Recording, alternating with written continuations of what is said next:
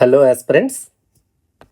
ఈరోజు మన topic group 1 కోసం, గ్రూప్ 1 మెయిన్స్ ఆన్సర్ రైటింగ్ కోసం బ్రెయిన్ స్టార్మింగ్ ఎలా చేయాలి,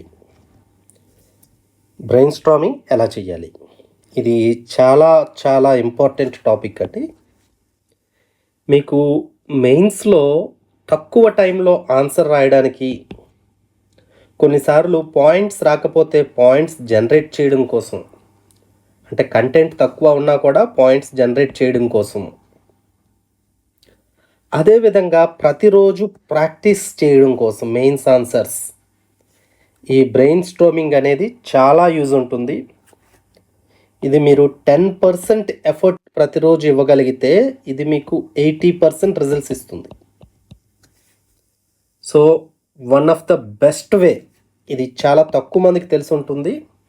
దాని డీటెయిల్స్ అన్నీ కూడా మీకు చెప్తాను. యూపీఎస్సి టాపర్స్ కానీ, యూపీఎస్సి ఇంటర్వ్యూ క్యాండిడేట్స్ కానీ అందరూ కూడా చాలా వరకు ఇది వాడారు. ఈ టెక్నిక్ మీకు ఈరోజు చెప్తాను. సో ముందుగా నా గురించి, నా పేరు శివాజీ. నేను యూపీఎస్సి సివిల్ సర్వీసెస్లోను, ఏపీపీఎస్సి గ్రూప్ 1లోను ఇంటర్వ్యూ వరకు వెళ్ళడం జరిగింది. అలాగే ఏపీపీఎస్సి గ్రూప్ 2లో ర్యాంక్ కూడా సాధించడం జరిగింది. మనం ఆన్సర్ రైటింగ్ కోసం మ్యాప్ అనే ఒక ప్రోగ్రామ్ లాంచ్ చేస్తున్నాము, బ్యాచ్ 2. ఇది సండే, అంటే రేపు 22 స్టార్ట్ అవుతుంది. దీంట్లో భాగంగా మీకు 30 డేస్ మీకు 30 టాపిక్స్ తీసుకొని క్లియర్గా ఎక్స్ప్లెనేషన్ కంప్లీట్గా ఉంటుంది టాపిక్స్కి. దాంతోపాటు ఆన్సర్ రైటింగ్ చేయిస్తాము. అది 1-to-1 ఫీడ్బ్యాక్ నేనే ఇస్తాను డైరెక్ట్గా.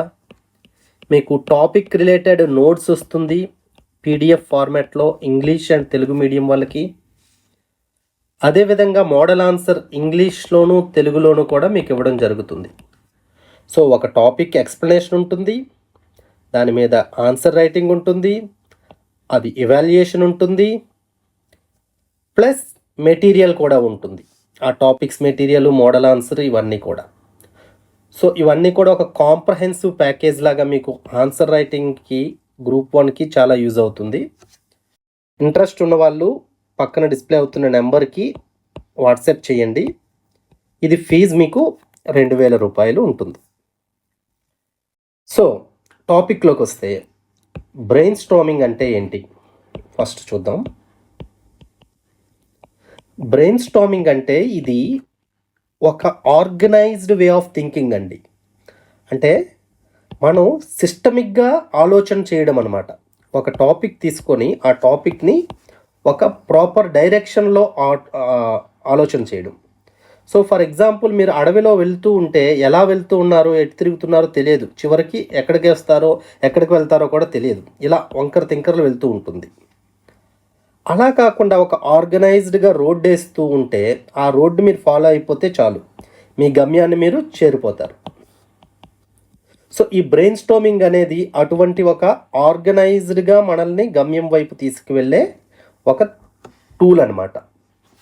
ఇది యూపీఎస్సీలో చాలా ఎక్కువ మంది వాడతారు, టాపర్స్ అందరూ వాడతారు, గ్రూప్ 1 టాపర్స్ కూడా వాడతారు. అది ఎలా చేయాలో ఒకసారి చూద్దాం.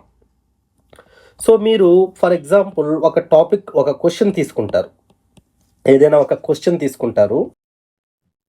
యూపీఎస్సీలో ప్రీవియస్ ఇయర్ క్వశ్చన్ కానీ, లేకపోతే గ్రూప్ 1 క్వశ్చన్ కానీ, ఏదైనా టెస్ట్ సిరీస్ క్వశ్చన్ కానీ, ఏదైనా ఎనీథింగ్ గుడ్ క్వశ్చన్స్ తీసుకొని ఇక్కడ మనకి 2 వేస్ ఉన్నాయి.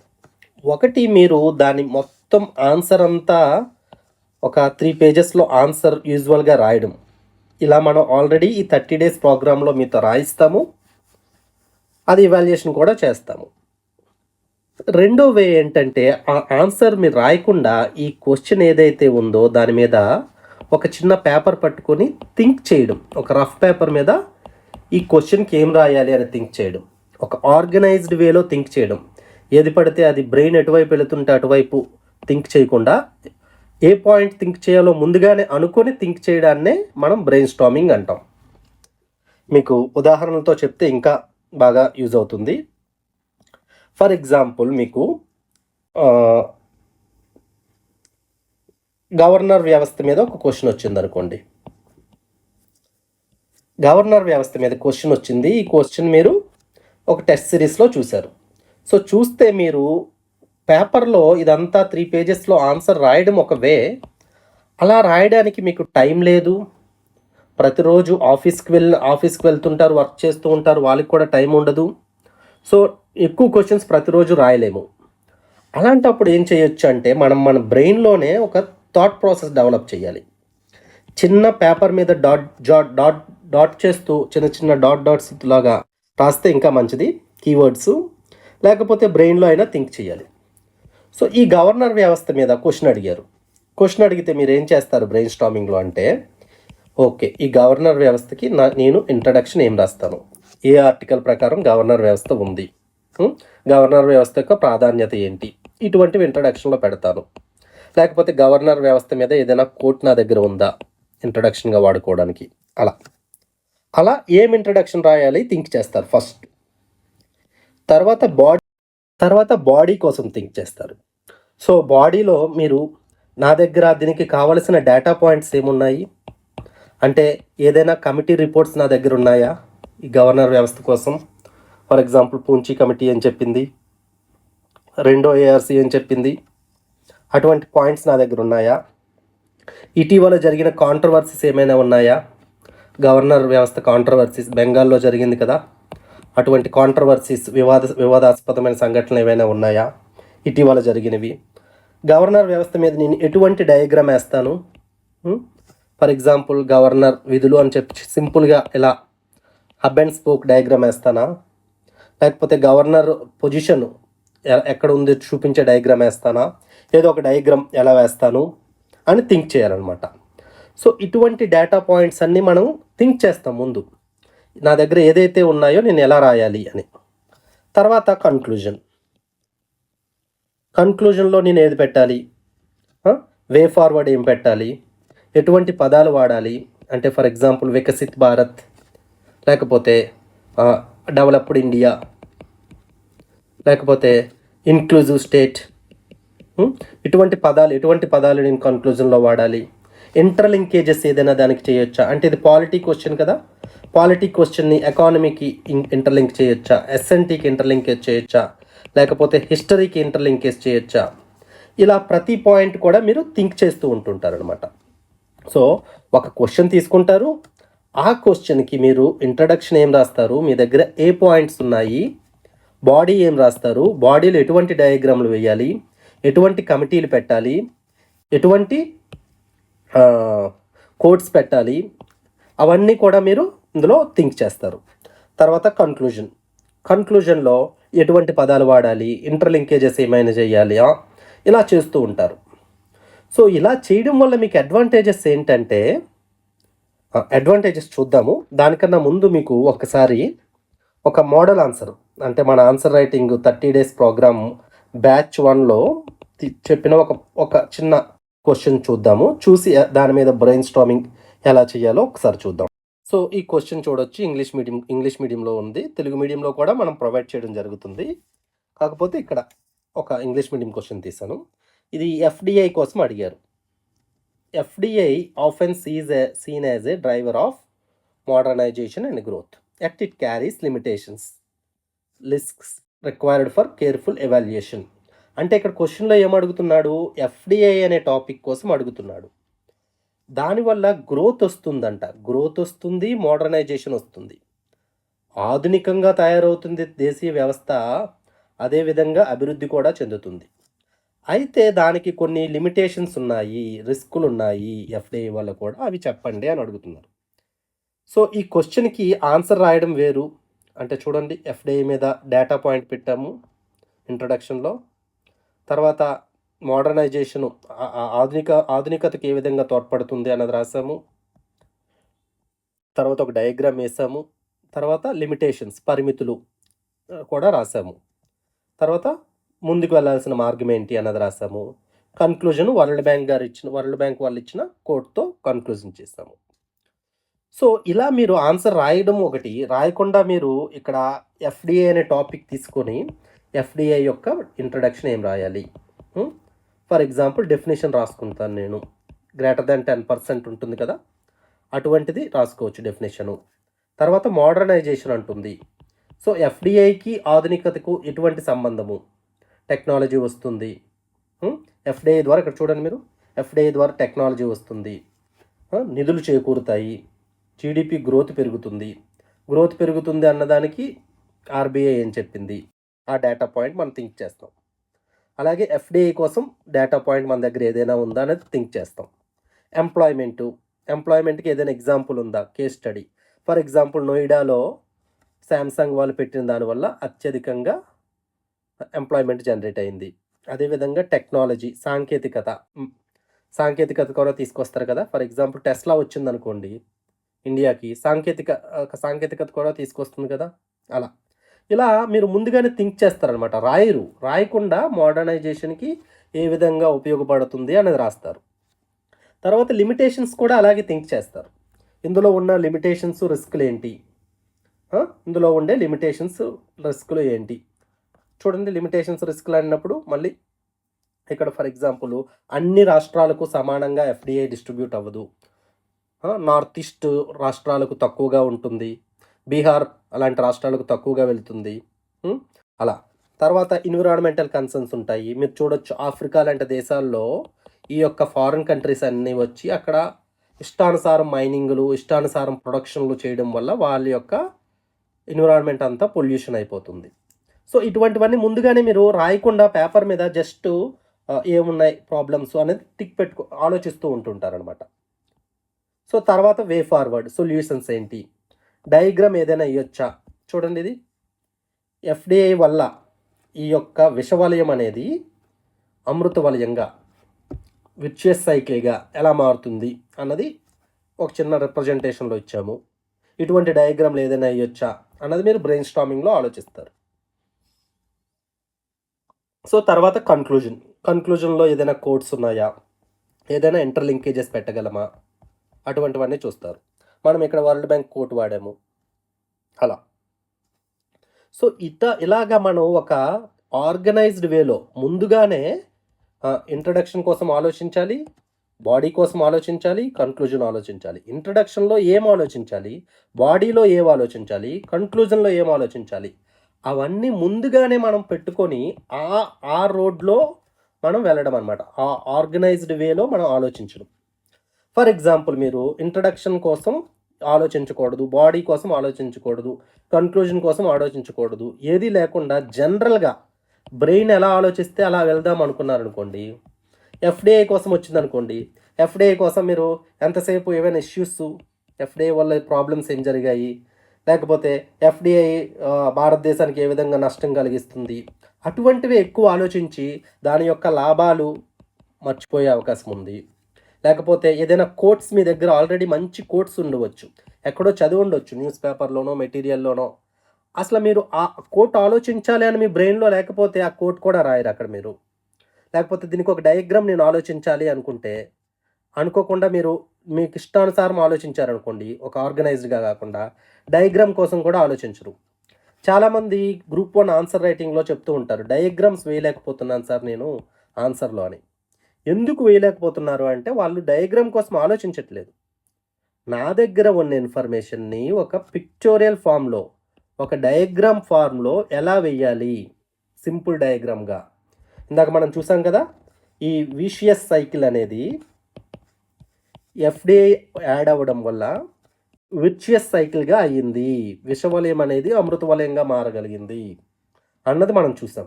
సో అది ఎందుకు వచ్చింది అంటే ముందుగా మనం డయాగ్రామ్ ఏమేయాలి అని ఆలోచించాం. సో ఇలాంటివన్నీ ఒక ఆర్గనైజ్డ్ వేలో ముందుగా ఆలోచించడాన్నే బ్రెయిన్ స్టార్మింగ్ అంటారు.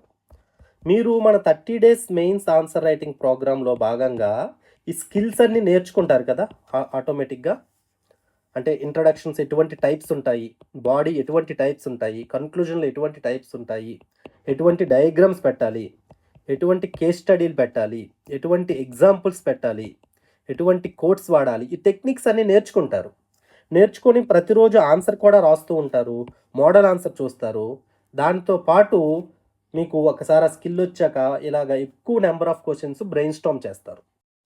ఈ బ్రెయిన్ స్టార్మ్ చేయడం వల్ల యూజెస్ ఏంటి అంటే మీకు కంటెంట్ అనేది బాగా జనరేట్ అవుతుంది ఒకటి.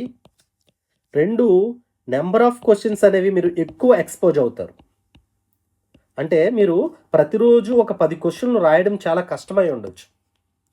ఎందుకంటే ఆఫీస్‌కి వెళ్తుంటాము, ఫుల్ టైమ్ చదవము. లేకపోతే తక్కువ టైం ఉంటుంది. సిలబస్ చాలా ఎక్కువ చదవాల్సి ఉండొచ్చు. అందువల్ల 10 క్వశ్చన్‌లు రాయాలి అంటే 30 పేజీలు రాయాలి. 30 పేజీలు రాయడం కష్టమై ఉండొచ్చు. కానీ 10 క్వశ్చన్‌లు మీరు ఆలోచించడం పెద్ద కష్టం కాదు.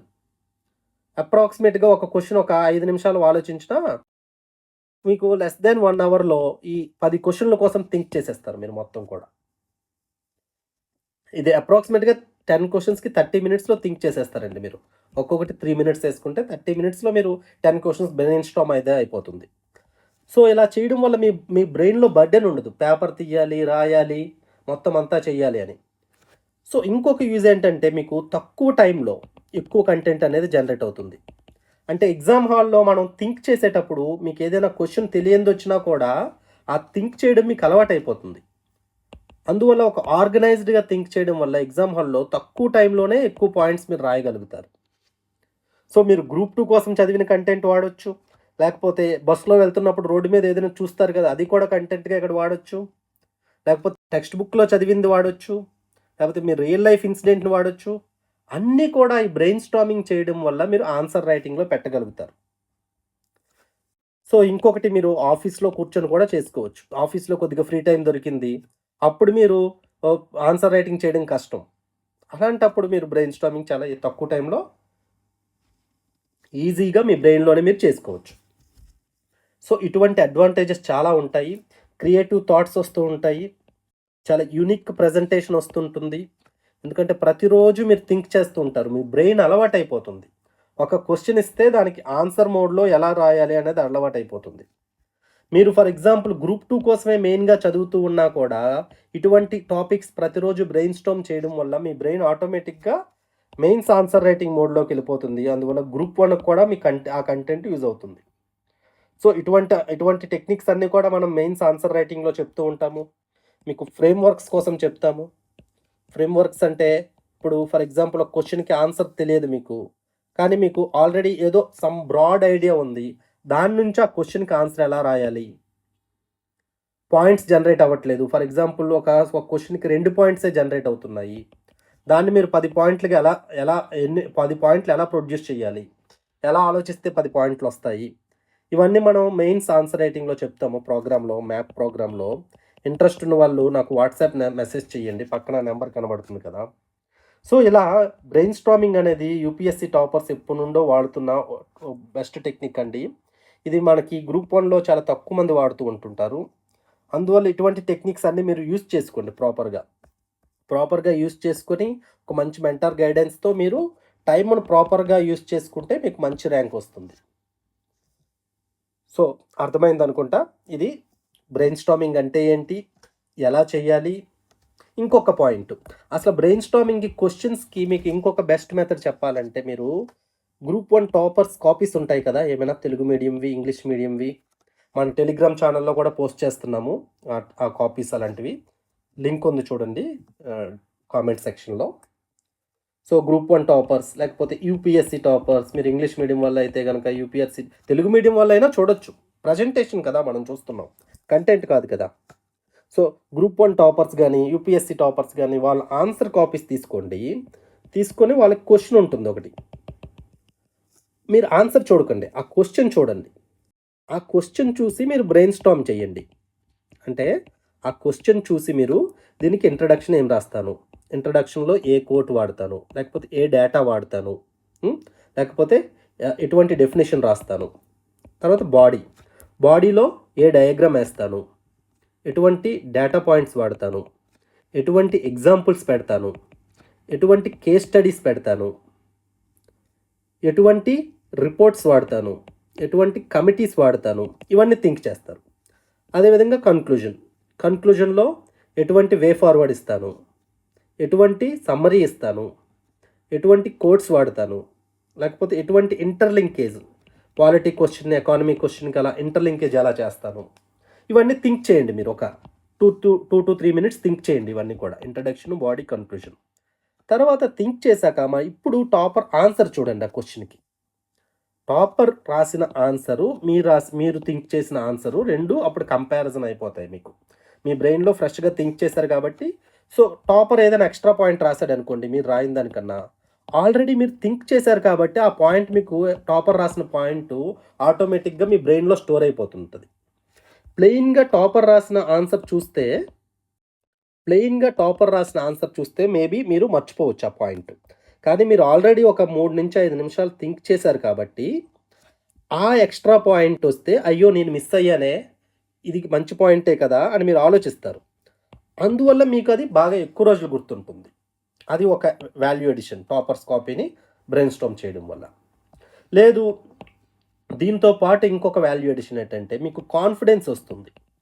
సో మీకు స్టార్టింగు టాపర్స్ కాపీకి మీ కాపీకి ఒక 50-60% వేరియేషన్ ఉందనుకోండి. అంటే మీరు రాసిన పాయింట్స్ కన్నా టాపర్స్ బాగా ఎక్కువ రాయొచ్చు, లేకపోతే వాళ్ళ ప్రజెంటేషన్ బాగుండొచ్చు, లేకపోతే వాళ్ళ అప్రోచ్ అయ్యే విధానం బాగుండొచ్చు.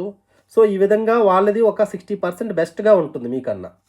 కానీ మీరు ఓవర్ ద టైమ్ ఒక 100 క్వశ్చన్స్ బ్రెయిన్ స్టార్మ్ చేసేసరికి ఆల్మోస్ట్ టాపర్ లాగా మ్యాక్సిమం ఒక 10% డీవియేషన్ ఉంటుంది టాపర్స్ కాపీతో. సో ఆల్మోస్ట్ టాపర్స్ లాగా థింక్ చేయగలుగుతారు. అప్పుడు మీ యొక్క కాన్ఫిడెన్స్ అనేది చాలా పెరుగుతుంది. ఓకే, నాకు కూడా టాపర్ అయ్యే లక్షణం ఉంది, నేను కూడా టాపర్స్ లాగే రాస్తున్నాను అనే ఒక కాన్ఫిడెన్స్ అనేది మీకు వస్తుంది. తర్వాత మీకు ప్రజెంటేషన్ టెక్నిక్స్ తెలుస్తాయి. అంటే ఇప్పుడు గ్రూప్ 2కి చదివిన వాళ్ళు ఆ కంటెంట్ని గ్రూప్ 1కి ఎలా పెట్టాలి, లేకపోతే మీరు గ్రూప్ 1కే చదువుతున్నప్పుడు ఆ గ్రూప్ 1 కంటెంట్ని ఎలా వాడాలి, ఎలా రాయాలి, ఇక్కడ మంచి డయాగ్రామ్స్ ఎలా పెట్టాలి. ఫర్ ఎగ్జాంపుల్ ఇది చూడండి, ఒక ఉమెన్ పుట్టింది. ఉమెన్ పుట్టినప్పటి నుండి ప్రతి స్టేజ్ దగ్గర స్త్రీ యొక్క సమస్యలు రాయండి, స్త్రీ ఎంపవర్మెంట్ కోసం ఏదైనా క్వశ్చన్ వచ్చింది అనుకోండి, ఇలా రాయొచ్చు మీరు. ఇది ప్రతి స్టేజ్ దగ్గర. పుట్టకముందు గర్భస్రావాలు చేయించుకోవడం, పుట్టాక ఇన్ఫాంటిసైడ్, చిన్నపిల్లలను చంపేస్తుంటారు కదా అటువంటిది, లేకపోతే పెద్ద అయ్యాక స్కూల్కి పంపించకపోవడం, ఇంటి పనికి అంకితం చేయడం, తర్వాత మ్యారేజ్ అయ్యాక డొమెస్టిక్ వైలెన్స్, డౌరీ కేసెస్, అలా ఇటువంటిది యూనిక్ ప్రజెంటేషన్స్ ఉంటాయి. ఇటువంటి టెక్నిక్స్ అన్నీ కూడా మీరు టాపర్స్ ద్వారా మీరు నేర్చుకుంటారు. ఇలా ఇటువంటి డయాగ్రామ్స్ ఇవన్నీ కూడా మనం టెలిగ్రామ్లో పెడుతూ ఉన్నాం. టాపర్స్ కాపీస్ నుండి తీసుకొని మంచి ప్రజెంటేషన్ డయాగ్రామ్స్ మీరు టెలిగ్రామ్ ఛానల్లో జాయిన్ అయితే ప్రతిరోజు కనబడుతూ ఉంటాయి. సో ఇలా మీకు ఎక్స్ట్రా పాయింట్స్ తెలుస్తూ ఉంటాయి. అంటే మంచి కంటెంట్ వస్తుంది, మీకు కాన్ఫిడెన్స్ వస్తుంది, మీ ప్రజెంటేషన్ పెరుగుతుంది. అందువల్ల టాపర్స్ కాపీస్ తీసుకొని బ్రెయిన్ స్టార్మ్ చేయడం అనేది చాలా బెస్ట్ మెథడ్. టాపర్స్ కాపీస్ కాకుండా ఇంకా టాపర్స్ కాపీసు చేయండి, దాంతోపాటు టెస్ట్ సిరీస్ క్వశ్చన్స్ ఉంటాయి అవి చేయండి, ప్రీవియస్ ఇయర్ క్వశ్చన్స్ ఉంటాయి అవి కూడా బ్రెయిన్ స్టార్మ్ చేయండి. ఇలా అన్నీ కూడా మీరు బ్రెయిన్ స్టార్మ్ చేస్తే మీరు ఒక 1 మంత్ చేయండి, 30 డేస్ కంటిన్యూస్గా. మన మెయిన్స్ ప్రోగ్రామ్ కూడా 30 డేస్ ఉంటుంది. మీరు కంటిన్యూస్గా చేస్తే మీ యొక్క ఇంప్రూవ్మెంట్ మీరే చూస్తారు. డ్రాస్టిక్ ఇంప్రూవ్మెంట్ ఉంటుంది. తక్కువ ఎఫర్ట్తో ఎక్కువ రిజల్ట్, మెయిన్స్కి వచ్చే రిజల్ట్ ఎక్కువకి అయ్యే అవకాశం చాలా ఎక్కువగా ఉంటుంది. అందువల్ల అందరూ కూడా ఇటువంటి టెక్నిక్స్ అన్నీ నేర్చుకొని చెయ్యండి. ఇటువంటి టెక్నిక్స్ ఏమి నేర్చుకోకుండా బ్లైండ్గా చదివేస్తా, అన్ని బుక్స్ చదివేస్తా, రాసేస్తా అంటే రావదండి. ఇప్పుడున్న కాంపిటీషన్స్కి ఇది స్కిల్ బేస్డ్ ఎగ్జామ్. మీ దగ్గర ఎంత కంటెంట్ ఉన్నదానికన్నా మీరు ఆ కంటెంట్ని ఎలా ప్రజెంట్ చేయగలుగుతున్నారు, ఎంత తక్కువ టైంలో ప్రొడ్యూస్ చేయగలుగుతున్నారు, ఆ 3 పేజీల్లో ఎంత బాగా రాయగలుగుతున్నారు, అటువంటివే ఇంపార్టెంట్. అందువల్ల ఇటువంటి టెక్నిక్స్ అన్నీ నేర్చుకుంటే మీకు గ్రూప్ 1 అనేది చాలా ఈజీ అవుతుంది. Hope it is very clear. ఉంటాయి ఇక.